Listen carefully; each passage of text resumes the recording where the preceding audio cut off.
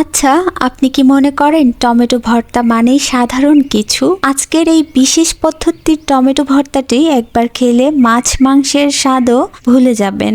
অবিশ্বাস্য স্বাদের এই রেসিপিটি মিস করতে না চাইলে আপনাকে ভিডিওটি শেষ পর্যন্ত দেখতে হবে। আর আমি গ্যারান্টি দিচ্ছি এটা আপনার মুখে অবশ্যই পানি নিয়ে আসবে। ভর্তা বানানোর জন্য কড়াইতে আমি সরিষার তেল দিয়ে দিলাম, দিয়ে দিচ্ছি টমেটোগুলোকে গোল স্লাইস করে কেটে দিয়েছি। এতে করে টমেটোগুলো খুব দ্রুত সেদ্ধ হয়ে যাবে। এবার এর মধ্যে আধা চা চামচ লবণ আর অল্প একটু হলুদের গুঁড়া দিয়ে টমেটোগুলোকে মিক্স করে নিতে হবে ভালো করে। টমেটোগুলো মিশিয়ে নিয়ে একটু ছড়িয়ে দেওয়ার চেষ্টা করবেন, এতে করে সবগুলো টমেটো একসাথে সেদ্ধ হবে। ঢাকনা দিয়ে ঢেকে 3 থেকে 4 মিনিটের জন্য অপেক্ষা করার পরেই দেখবেন টমেটোগুলো অনেকখানি সেদ্ধ হয়ে যাবে। এই পর্যায়ে আমি আর ঢাকনা দেব না, কারণ টমেটো থেকে অনেক পানি বের হবে, নয়তো পরে টমেটোগুলো শুকিয়ে নিতে অনেক ঝামেলা হবে। এই তো কিছুক্ষণের মধ্যেই দেখুন টমেটোগুলো এভাবে গলে গিয়েছে, আর কিছুটা পানি কিন্তু টমেটোর মধ্যে বের হয়েছে। এগুলোকেও শুকিয়ে নিতে হবে। তবে একটা সাইড করে আমি এখানে আরো কিছু উপাদান ব্যবহার করব। দিয়ে দিচ্ছি অল্প একটু তেল আর 2টা ডিম ভেঙে দিয়ে দিচ্ছি। এখন এই ডিমের মধ্যে অল্প একটু লবণ দিয়ে ডিমটাকে স্ক্রাম্বল করে নিতে হবে।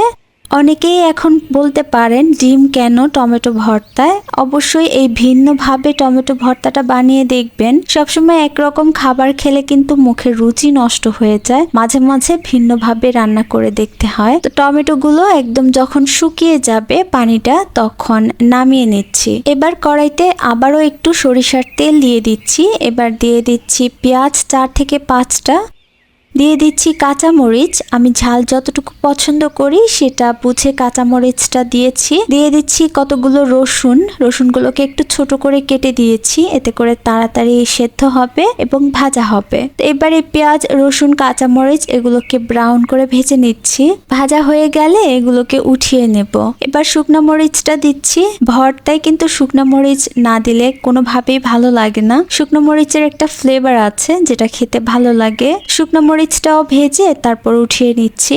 এখন একটা প্লেটের মধ্যে আমি শুকনো মরিচগুলো নিয়ে নিলাম আর একটুখানি লবণ দিয়ে এই মরিচগুলোকে ভালো করে ক্রাশ করে নিতে হবে। লবণটা বুঝে দিবেন, কারণ আমরা টমেটোর মধ্যে অলরেডি লবণ ব্যবহার করেছিলাম। শুকনো মরিচগুলোকে ভালো করে একদম মিক্স করে নিয়ে তারপর রসুন, কাঁচামরিচ আর পেঁয়াজ যে আছে সেগুলোকেও এভাবে মিক্স করে নিচ্ছি।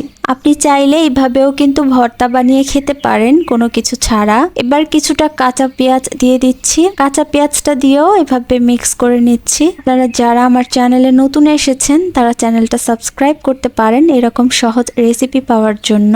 এখন যে টমেটো ডিমটা ভেজে রেখেছিলাম সেগুলো দিয়ে এই ভর্তাটাকে মিক্স করে নিচ্ছি। শেষ পর্যায়ে ধনিয়া পাতা আর কিছুটা সরিষার তেল দিয়ে আবার ওই ভর্তাটাকে মিক্স করছি।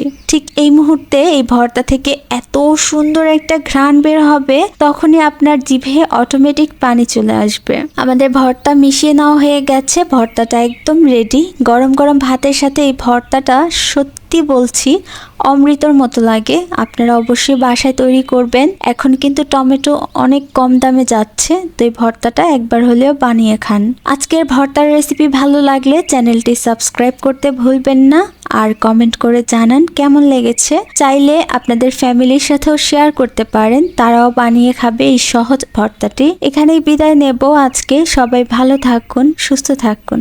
আল্লাহ হাফেজ।